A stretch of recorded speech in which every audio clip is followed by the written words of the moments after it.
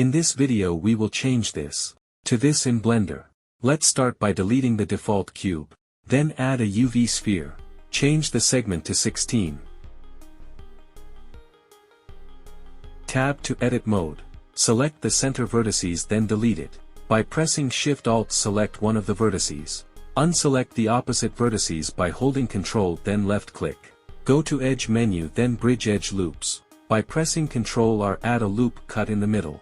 Select the vertices in the end and merge by pressing M, then Center. To repeat the same thing, select the vertices, then Shift-R. By Control-selecting, select the vertices in the middle. Scale inward by pressing S. Select these 4 edges by pressing Shift-Alt. Bevel them by Ctrl-B. To disable clipping, press C. Add 2 loop cuts by scrolling the middle mouse button twice. By pressing Ctrl numpad-, select the inner loop. If you don't have numpad, do this instead. Scale the selected by pressing S. Now before doing anything else, assign a material to it by going into the material properties. This one will be for the leather.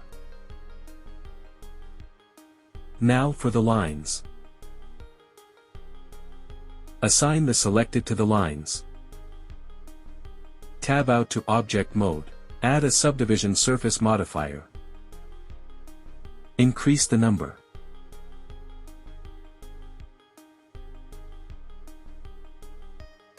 Tab to Edit Mode. Go to Side View, toggle the wireframe mode by pressing Shift-Z, then delete half of the ball. Add a mirror modifier, turn the Z value. Drag it above the subdivision surface modifier. Turn the merge value up. To apply both modifiers, select them and press Ctrl-A. Next, UV unwrapping. Go to UV Editing tab. Go to Top View by selecting numpad 7 or clicking the Z in the top right of the screen. Select all by pressing A. Press U, then project from view to unwrap. Next, Shading. Go to the Shading tab. Select the leather in the material slot. Give it any color you like. As you can see, it looks too smooth, so we will go and add a bump to it. To do that, add a texture coordinate, noise texture and bump node. Then connect object to vector, factor to height and normal to normal. Scale up the noise by adding a higher value to the scale of the noise texture. Now decrease the strength in the bump node. Next, baking. Add an image texture. Click New and increase the numbers, also give it a name. Go to the slot and click the line material. Add an image texture. Select the image you created earlier. Now verify that you selected both the image textures and that they both have a white outline to them. Now to bake the color, go to Cycles Render. Then under Bake category, select Diffuse and disable Direct and Indirect Lighting. To decrease render time, decrease the samples value. Then hit Bake to bake. Remember that you must select both image textures in order to this to work. Now save the image that you baked. Now to bake the noise that we created, cancel both the images in the image texture. Click New and increase the numbers, also give it a name.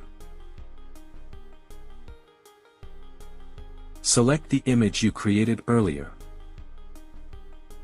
Now verify that you selected both the image textures and that they both have a white outline to them. Click Normal, then Bake. Now save the image that you baked. Let's add the second sphere to paste all the textures we baked. Shade Smooth and add a subdiv modifier with value of 1. Apply it. Go to the Shading tab.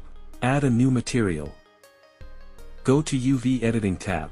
Go to Top View by selecting numpad 7 or clicking the Z in the top right of the screen. Press U, then project from view to unwrap. Go to the Shading tab. Add an image texture.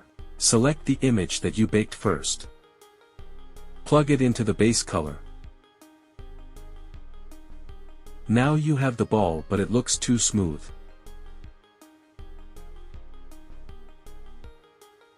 So duplicate the image texture by pressing Shift D. Then change the image by the second image that we baked. Add a normal map, then plug the color to color and normal to normal. Play with its strength.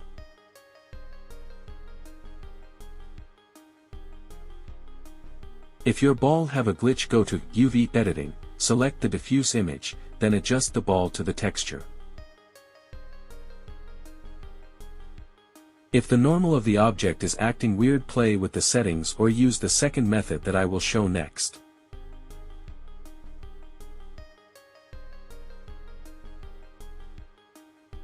To use the second method, delete the normal map and add a bump node. Connect color to height and normal to normal. Decrease the strength of the bump node.